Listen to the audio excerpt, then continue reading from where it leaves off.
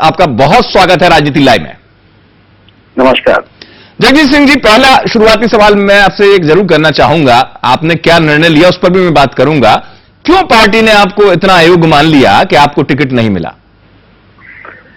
Party ने अयोग्य मान लिया, ये तो उनका विषय है, तो वो बताएंगे कि मैं कैसे अयोग्य हूं। नहीं, लेकिन आपके काम का पैमाना भी होगा। चलिए मैं आपके काम के पैमाने की बात करता हूं, क्योंकि अयोग्यता का निर्धारण तो उन्होंने कर लिया कि मेरे में कुछ योग्यता थी, तभी उन्होंने 1998 में मुझे टिकट दी थी और मैं विधायक बना था।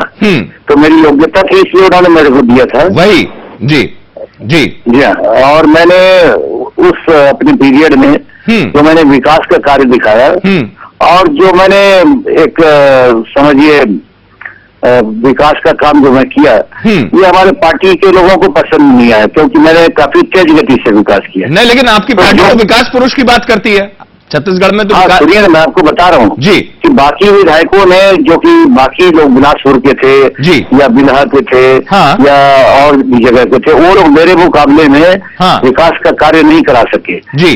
तो आज वो लोग मंत्री पद पर बैठे हुए हैं और उन्होंने मेरा विरोध करके कि भाई कि अगर ये इसी तरीके से काम कराता रहेगा तो हम लोग की हालत खराब हो जाएगी, इसलिए इसको टिकट नहीं मिलना चाहिए।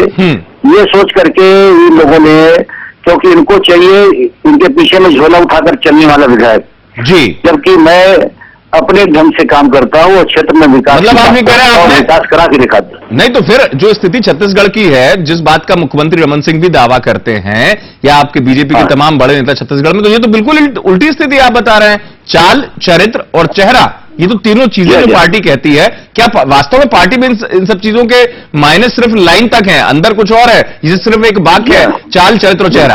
जैसे अभी हमारे वर्तमान विधायक जी को रिपीट किया गया, इनका सर्वे में आया है कि ये तीसरे और चौथे नंबर पर भी नहीं है और मेरा नाम प्रथम में था कि इनको यहाँ की क्षेत्र की जनता जो है विधायक बनकर देखना चाहती है। लेकिन क्या हुआ कि जातिगत आधार पर टिकट बांट दिया कि रमन सिंह जी और सभी जो हमारे पदाधिकारी हैं ऊपर से नीचे तक सब ठाकुर लागी के हैं, तो इन्हें ठाकुर को ही टिकट देना उचित समझे। जबकि ये बात फिर से मैं आपसे जो बात आप कह रहे हैं एक बार दोहराएंगे? आप जो बात कह रहे हैं कि सिर्फ जातिवाद हावी, क्या कहना चाह रहे थे आप? हाँ, जातिवाद पर इन्होंने टिकट बांटा है।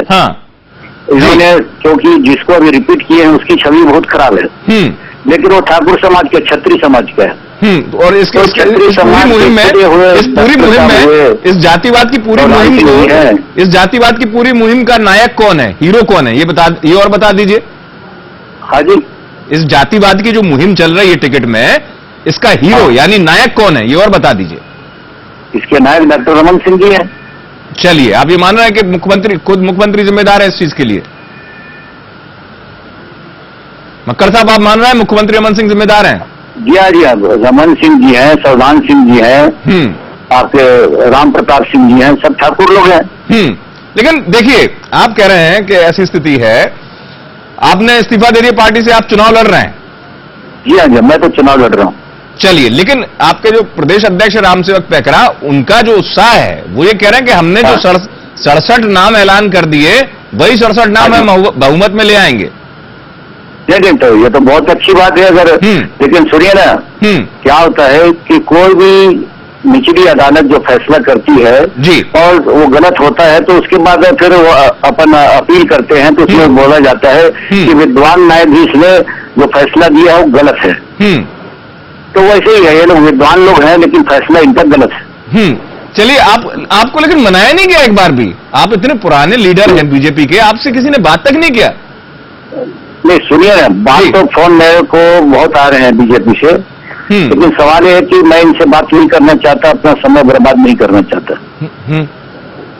नहीं, सुनिए ना जी, इससे पूर्व 2008 में मेरी टिकट काट दी गई थी और 2008 में उन्होंने कहा था कि आप निर्दलीय चुनाव न लड़ें, आपने पार्टी के लिए तपस्या किया है, आपको सरकार बनने पर कहीं पर आपको एडजस्ट किया जाएगा। लेकिन इन 5 सालों में उन्होंने हमें कार्यक्रम में बुलाया तक नहीं। आप तपस्या ही करते रहे, आप उनकी नजर के हिसाब से तपस्या ही करते रहे, उन्होंने आपको तपस्वी मान लिया। जी हाँ, मतलब